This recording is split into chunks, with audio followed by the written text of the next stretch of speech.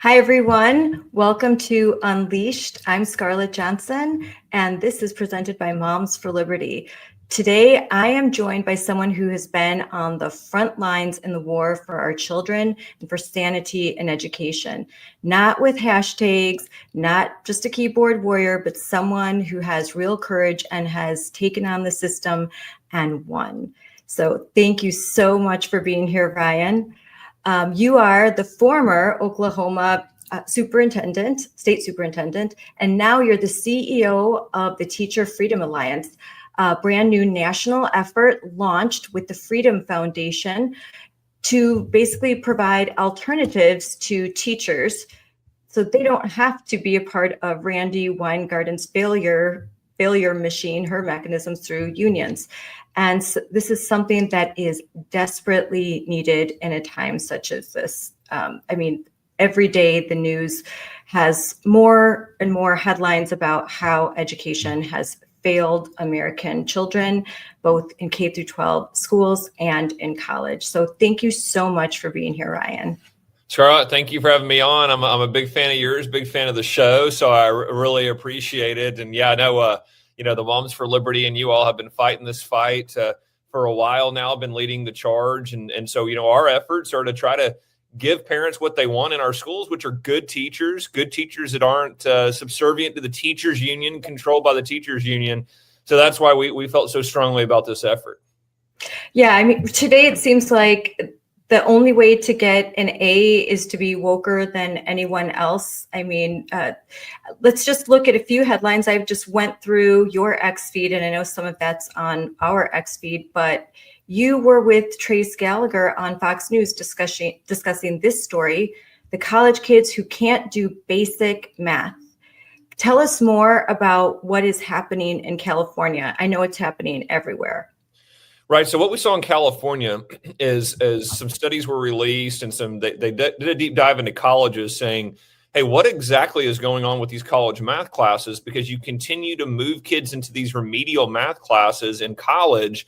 And so the colleges came out and said, well, the kids can't do basic math at any level. And so over 50% of them can't do that. So we're having to send them to these extra classes to do that. So then you take a step back and go, if college age kids can't do basic math, what were they doing in K-12?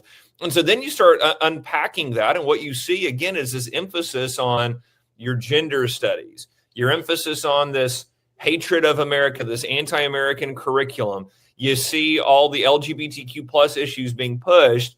What you don't see is that emphasis on math proficiency. What you don't see are aggressive programs like the tutoring programs we launched in Oklahoma to say, look, if you're struggling, we're going to help you. We're going to get you the resources you need. Instead, what you see is a continued focus. And again, you put that really well, Scarlett. It's more about how woke you are than how well you do math and how well you read. And so when you start unpacking these things, it has this massive ripple effect. They don't learn it in high school. So then they've got to go back in college. And they get out of college and they still can barely do math. And then they enter and they try to go get a job and they're still unable to do some of the basic functions that, frankly, we should have been able to teach them in our K-12 system. When you dive into that report, and it was specifically about University of California, San Diego students, one of the highest ranking colleges in this country, I think it's ranked 27, that's 45,000 students on its campus, and 20% of those students couldn't answer a second grade math question. And then even more, by 30-fold, they couldn't answer math questions that were intended for 8th grade students. This is a crisis. And instead of forming a something to address this, you see right here, Randy Weingarten, a task force on LGBTQIA plus rights. There should be a task force on math and reading and science and why our kids are falling so far behind. Instead, they're focused on this. Yeah, and they're, frankly, they are becoming more open about their goals and initiatives, aren't they? They really don't care. They don't care if the kids can read. They don't care if the kids can do math. What they care about is, are you guys going to go in and join our left-wing agenda? And so instead of those pushes for things that would actually be helpful for academics, instead of empowering the parents with tutoring programs and all the curriculum they could even use at home, things like that. That would be very, very helpful. What you continue to see them doing is they continue to push their agenda. And as parents continue to speak out against them, frankly, you see how hard they hold on to their power structure. I mean, they fight even harder to keep their power in place. And that's where, we continue to fight against, first of all, getting teachers to leave. And well, first of all, get them to understand how bad the union is.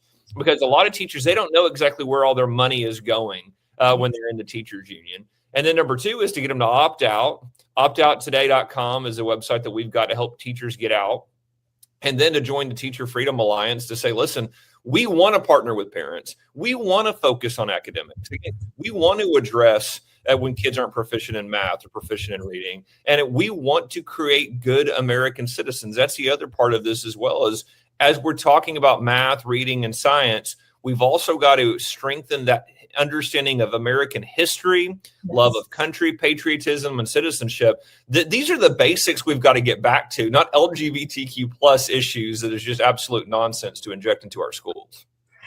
Yeah, I think you're 100% right. When you look at the overall scores across the country, it's easy to deduce that when our kids are graduating high school, they are completely unprepared for college.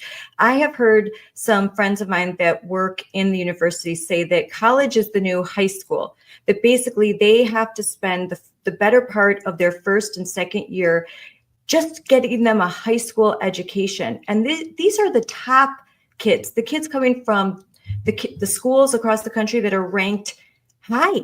So, I mean, what does that say if you are struggling in an inner city school district? I think a lot of the so-called woke policies that are intended to help disadvantaged students actually hurt them the most. Oh, I 100% agree with that. And what you see is all of this victim blaming or victimhood, all of this CRT, DEI, all of that nonsense. It actually hurts the people that they claim they're trying to help with that. What would be helpful is back to an understanding of high expectations, high academic standards is actually incredibly beneficial for kids. We all know that have kids, right? Parents and grandparents out there. Kids will rise to the level of expectations you put on them, whether that's their behavior or whether that's their academic performance. Again, if you expect low things of kids, oftentimes that's a self-fulfilling prophecy. If you expect high things of them, again, kids are capable of great things. God created every kid uniquely with unique talents. But what you continue to see is this participation trophy mentality, this, hey, make excuses for every child, turn them into a victim. That's one of the most damaging things you can do to kids instead of telling them what you should, which is, hey, you are capable of greatness. You are capable of really having a positive impact on the world around you. You're capable of getting a great job, of creating a great job. You're capable of having a family and living a life that fulfills you with a lot of contentment and finding truth in this world. That's an empowering message. That is a hopeful message. That's an encouraging message. Their message not only hurts the kids, it actually puts them in very dark places where they don't believe that they can actually do anything with their life or actually have hope. So this is a Truth Social post by the president. Great job, Oklahoma State Superintendent Ryan Walters. Strong, decisive, and knows his stuff. I love Oklahoma. So real quickly, you became the state superintendent of Oklahoma. And that's, I would think, boy, that's a red state. There's probably no DEI in Oklahoma. Would I be wrong? You would be wrong. We had to fight very, very hard to get DEI, CRT, pornographic books out of our schools. I was actually sued by some of the largest school districts in the state for telling them to take gender, queer, and flamer out of elementary school libraries. So superintendents were fighting so hard to keep those books in their elementary school libraries. They sued me and took me to the state Supreme Court over it. So, I mean, listen, the education system is controlled by woke left-wing teachers unions, administrators, and an establishment system that is there to indoctrinate your kids. So when you come in, you've got to come in as a change agent. We thought we were able to have the biggest reforms in the country in Oklahoma by taking that head on. But it doesn't matter how red your state is. The education system is one of the last institutions that is still controlled by the left. And by the way, that's where I applaud President Trump so much for his efforts to say, listen, we're not here to reform the Federal Department of Education. We're here to get rid of it. And it's so key because President Trump understands, hey, you just can't move a few people around or change an initiative here. This system is corrupted. And so he is so spot on with eliminating the Department of Education. You've got to come into states. And frankly, one more point on that. It's so important once we eliminate the Federal Department of Education that we also get rid of the teachers' unions. Because if we don't get rid of the teachers' unions, you lose the Federal Department of Education that gave the left so much control. But then the teachers' unions will just step into that power vacuum and take that control for themselves. So it's so important that we continue a two-pronged approach, eliminate the Federal Department of Education, which President Trump and Secretary McMahon are doing, and eliminate teachers' unions. So you can see Wall Street Journal opinion, they just put out this excellent article. Big labor bosses favor Democratic candidates isn't news, but unionized workers might be interested to learn how much of their dues money is going to politics. And that's something that your organization is trying to point out to teachers, that your money is being spent to elect woke radical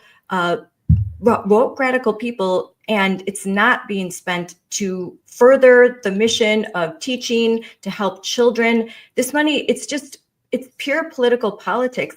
They're acting like a PAC, not a public interest group. No, that's exactly right. The teachers union is a money laundering scheme for the Democrat Party. That's what they are. What they do is they sit here, they go to the teachers, they claim that we're just a group of teachers that are here to support you and do A, B, and C. That's all we are. Teachers agree and join. A lot of states are bullied, pressured to join. They're part of their paycheck goes into the union. They never know where all those union dues go, what all they do. And then what we see is over 90% of their political donations are to the Democrat Party. What we see is them funneling millions and millions into these races for some of the most extreme candidates in the country. And so part of our campaign is getting the word out to teachers of, guys, they are literally taking your money, not to help support you, but to support these radical left-wing candidates. And so that's a key part of our initiative, is to defund the unions, get the money out of the unions. Teachers, we're going to free you. We want you to be the best teacher you can be. We don't want you to be controlled by one of the most radical Marxist organizations in this country's history. But that first part of just letting them know where their dues is going, honestly, is very powerful and causes a lot of teachers to leave on that note alone.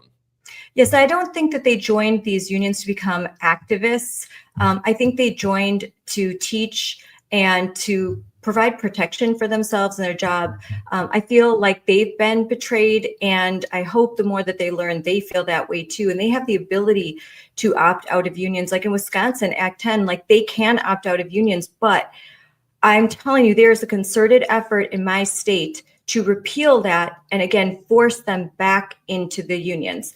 That is high on the agenda, and probably part of the reason why we've just learned that the Democratic Socialists of America feel like they have some tailwinds, and they are investing heavily now into school board races next year. I've just read that they've targeted like 210, 212 school board races with DSA candidates. That's George Soros money. So we are in a very precarious position. And we need groups like yours and like mine, Moms for Liberty, to fight back harder than ever, because I think they're seeing the gains that we have made and that the Trump administration has made. And they're now, the empire is striking back. No, that's such a great point. And something, George Soros, there's two things he does in part of his overall strategy. Remember, it was about a couple decades ago that he started investing in all these local DA races. And people are going, why is Soros money going into DA races? Well, you see why. Because even in red states, when you pass good legislation, if the DA is a left-wing activist, it doesn't matter, because they're not going to enforce the law, right? And they're going to use lawfare against conservatives. I see a similar strategy going on with Soros and these school boards, right? Hey, red states, you can pass an anti-CRT law if you want. If I control the school boards, that local school district is still going to force CRT anyway. I mean, it is such a part of what we've seen from the left, which is, hey, no matter what you do, we are going to find ways around it anyway. And that's where we have to stay vigilant on getting involved in those elections. We've got to stay vigilant in making sure that you've got good folks running, good folks being supported. And again, there is nothing more powerful than a parent who raises a red flag on an issue in a district, on a parent going to a school board meeting, on a parent running for office. That is one of the most powerful things in the world, I believe, is to have a parent say, this is my child. What's being done to them is not helpful to them. It's harmful to them. This is what I want for my child. I frankly don't know how you have people that argue against that, and these elite leftist educrats that come in and say, no, we know better for you, for your kid. It's outrageous. The American people reject that notion. But you make a great point here. George Soros is doubling and tripling down. The empire will strike back. Mm-hmm. So we have got to remain vigilant, and we've got to stay smart with our strategy to counter that. Yes, then conservatives and Republicans have to invest their time and energy into organizations like ours that we know what we're doing. We have been fighting this for 5 years, and I know many members that they've been fighting this way longer. I've just talked to some folks that they knew what was happening in 2012. They're from California. So we know how to win these races. It's just we're operating on shoestring budgets. So we need the investment of resources and people running for office, people helping those who are running for office to combat this orchestrated strategy on the left that should surprise no one. It should surprise no one that they're going to try to look moderate. They're going to try and look like they care about kids, but you don't care about kids if your number one goal in life is to shove gender queer down their throats when they're in elementary school. I would show some images of that book, but then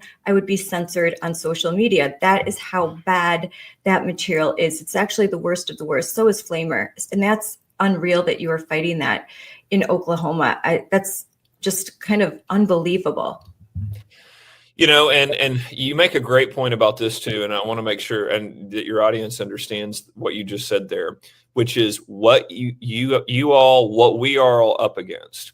The reality is the left. Listen, I will give them credit on this. They are incredibly organized. That they are incredibly strategic with what they do, right? They have built out and captured institutions. They have utilized and taken advantage of taxpayers in the education system. So when you look at the teachers' unions, I talked a lot today about money, and I talked a lot today about the millions and millions of dollars that they take from teachers that are frankly taxpayer dollars that they use for political purposes. But the other thing that they do that is very, very tough is they are able to organize millions of people across the country with these union associations that they have, and they are able to then utilize them into running for office, utilize them into going and supporting candidates, utilizing them to going and protest, fight against President Trump. You saw one of the big No Kings rallies. They were one of the ones behind that. But when you see Moms for Liberty and other groups, when they are jumping into these elections, they are going against a machine that has been doing this for decades, that know how to organize, have, again, frankly, used taxpayer dollars to organize, have built out these operations that it is incredibly difficult to defeat. Now, we can do it, but we've got to work together. We've got to move behind these conservative principles. And to your point, Moms for Liberty knows what they're doing. Moms for Liberty has been in this fight. Again, these are things that we've got to consider moving forward. Is we've got to continue to support good candidates. We've got to continue to get involved, and we've got to support the groups that know what they're doing and equip them to fight back. Yes, we've won. This was just in the Daily Caller. I just posted about this. We won over half of the school board races that we endorsed. Over half of our candidates won. And when you consider, it's huge considering what we're up against, the machine that we're up against, and how we have taken our limited resources and just tried to apply them and target some races and endorse some candidates, and over half won. And one of the big reasons that they cite for their win is what's happening in schools. It's the fact that schools are more focused on this LGBTQIA plus agenda and providing kids age inappropriate materials than they are about actually educating kids. And for your organization now, for those parents tuning in, I think, could you explain to them what Teacher Freedom Alliance is and how it's different from the other unions that we've been battling for years? Yeah, so we're not a union. What the union does is they come in to take you back to that. What the union does is they come in, they tell teachers they have to join. We're going to negotiate. We're going to collectively bargain. We're going to represent you. We're going to go into the district and ask for more money, do this and that. So what we say is, guys, you don't have to do any of those things. First of all, there's a Supreme Court ruling, Janus, that says you don't have to. But number two, guys, you can negotiate your own contracts. You can be part of a district contract. There's nothing that says you've got to be part of a union to do those things. So what we tell teachers are, hey, listen, what do you need as a teacher? Some teachers say they're concerned about their liability insurance. Well, what if I get sued? What if something happens? We provide that for them. The second thing they say is, well, I've got to go get professional development to continue to keep my license, my certificate. And I've got to go back to the unions to get the trainings to keep my license, and we provide that in all states. So again, what we're able to do is come in and say, teachers, here's what we're going to do. We'll provide those things for you, but we're going to train you on how to teach your academic subject to the best you can. No woke nonsense, no left-wing nonsense. The other thing that we're going to do is teach you how to create good American citizens. We train teachers on American history. We train them in the Constitution, the Federalist Papers, the Declaration of Independence. And then lastly, we teach them how to fight back against left-wing extremism in the school, how to fight back against the teachers union and their tactics. So what it is it is a way for us to get good teachers in the classroom, good teachers equipped to teach your kids. And then frankly, the last part, that providing them the tools needed to fight back, because they are in the middle of this fight as well with you, the parents, against these left-wing extremists, the teachers unions. We try to make sure that they know exactly how they can fight back and exactly how they can win this war and get our schools back on track. I was just at a conference with Defending Education, and the keynote speaker was Miss Snuffy. I'm sure you've heard of her. She's the British school head mistress that's famous. She's really wonderful. And she said that when she gets new teachers every year, she has them sit through basically an anti-DEI course. Starts off with this like week-long course where she kind of drills into them just basically that the real truth behind gender ideology. And she does it in a way, she said, it takes about a year. But after a year, she starts off that way. But after a year, we're constantly sending articles and just sitting down and talking with them and providing them just an alternative, that they're transformed, that they see the world differently. Plus, they are working with these students, and most of them come from disadvantaged backgrounds, and they're applying real world working principles in the classroom. And they see kids flourish, and it's amazing. So I think it's huge what you're doing, providing an alternative, because teachers are required for their licensure to go to a certain amount of hours of professional development every year, but they can't be forced to go to a certain development. So if you're providing an alternative, that's huge. That means that they're actually getting real tools, and they also don't have to sit through indoctrination and possibly be influenced by it. No, that's exactly right.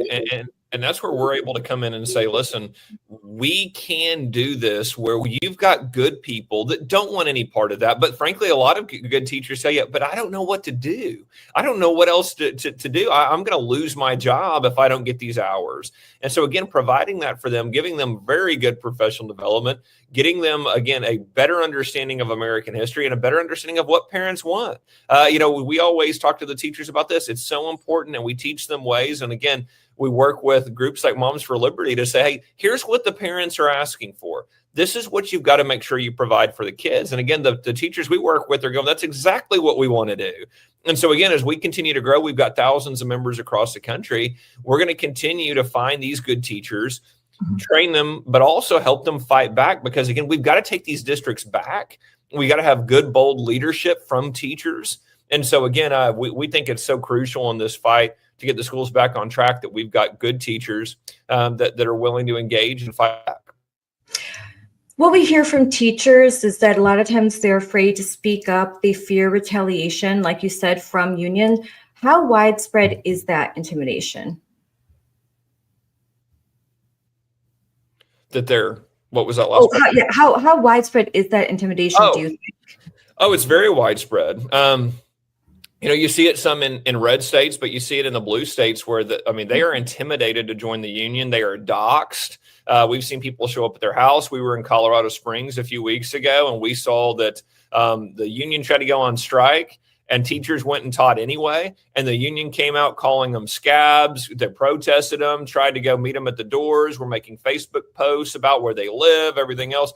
So, the intimidation is very strong for teachers to join the union. If they leave, they're often targeted. We have members that tell us stories about all of a sudden they leave the union and their administrators start targeting them as well. And so it is a very difficult battle for teachers that want to leave the union to, first of all, just leave it. The union makes it incredibly difficult to leave. But then secondly is deal with the repercussions that come from the union bullying you and targeting you once you leave. Wow, that makes what you're doing so important. If you could wave a magic wand and the Teacher Freedom Alliance succeeds, which I think it will, what do you think American education could look like 5 years from now? I love that question. Here's what I see.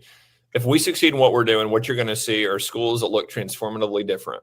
You're going to see schools where parent involvement is absolutely the center of everything that they do. So you'll see parents back in classrooms. You'll see parents very involved in curriculum decisions. You would see a family unit very engaged in an educational product. You would see schools promoting Americanism. Think about that. Think about an education system where our schools are actually saying, we want you to be patriotic. We want you to love America. We understand that is key to our core mission as schools in America is to continue the greatest country in the history of the world that is front and center of everything that we do. And then lastly, an emphasis on academic performance where you see the ability for kids to go in different pathways throughout their school experience. Where, hey, if they decide that they want to do this job or that job or go to college, these paths can be accelerated for them. High expectations means that kids are going to pursue their dreams in a much different way. So you're going to see an education system that's patriotic, that is family oriented, where families are back involved. And lastly, you're going to see kids hitting these expectations. You're going to see schools unlock potential for learners, which means a continued, you talk about getting a job, you talk about all those things and what they mean for a kid. What it really means is a fulfilled life, because there's nothing more fulfilling in life than utilizing your God-given talents, having a family, finding that truth in this world of what truth is, which is what education should be seeking out. You see families that stay intact. You see a stronger society. You see a stronger America. That's where I see the country going when we're successful. That sounds amazing. So in closing, if you had 30 seconds to speak directly to every teacher who feels trapped in this system, what would you say to them right now? I would say, listen, there is, it's a free country. Practice your freedom. Join the Teacher Freedom Alliance. Go to teacherfreedom.com. Get out of the union. You got into education because you want to help kids. You want parents to partner with you to have a great educational product for their children because you want kids to be successful. You do not have to go through the teachers' unions. We can absolutely help you and equip you to be able to do that. And we're going to have your back.